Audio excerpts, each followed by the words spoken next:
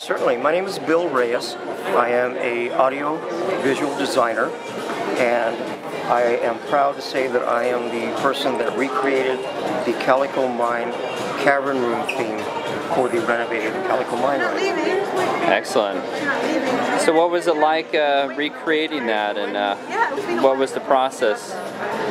It was thrilling, because this mine rite, and specifically that theme, has been a part of my childhood and growing up.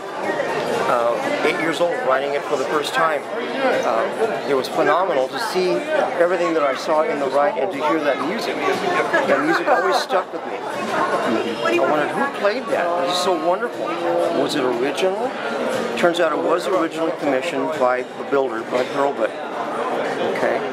So my involvement with that was I was ultimately wound up doing some consulting work with the Hurlbut Amusement Company, and we got around one day to talking about the mine rite. Specifically, I asked about the theme. I said, was that ever written down? Was that ever published? And the shop foreman at the time looked at me and said, oh, would you like a copy? So after I pulled myself off the floor, I said, yeah, I'd love one. He went to a file cabinet, pulled it out, made a copy, and handed it to me. It's in my bag right over there. I committed to him. I said, you know, Lonnie, what I'm going to do, I'm going to recreate this as a gift to Bud. It'll be a challenge, but I'd love to do it. He says, go for it. So I took it home, studied it, studied the recordings that I had, and little by little put it together. Now, I'm not a keyboard player, but I am a producer and an engineer. So you give me enough time, I will figure it out and put the notes exactly where they should be. You give me enough time, and I will put the feel of the original recording into a digital version. Ultimately, that's what I did. During this time, Mr. Hurlbut unfortunately passed away. The folks at the shop said, Bill, please go ahead and finish it. We'd love to have it. We'd love to hear it. So I did. I finished it and presented it to the estate, to the Hurlbut Amusement. They loved it. They said, please, can we have some copies, and so on and so forth. So I made copies, and that was it. I shelved it as a mission accomplished, a tribute to Bud, but at the same time, a little voice in me said, wouldn't it be nice if this somehow made its way in to the rite?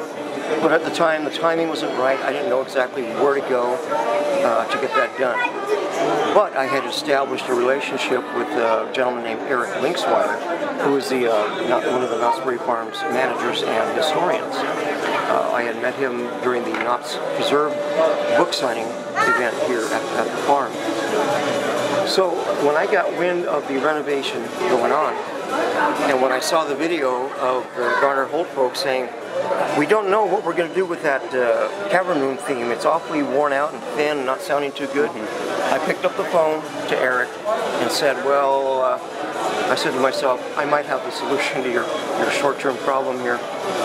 Reintroduced myself to Eric, and through a series of phone calls and meetings, I played the theme over the phone. When I got a hold of him, I said, about that theme, take a listen, and played it. He said, gotta have that. Let's hook you up with the audio guys at Knott's. So he did, and little by little, very, very long story short, I was able to finesse a final version for the Knott's sound department, handed it over, and said, this is it. And what was it like hearing it for the first time in that cavern?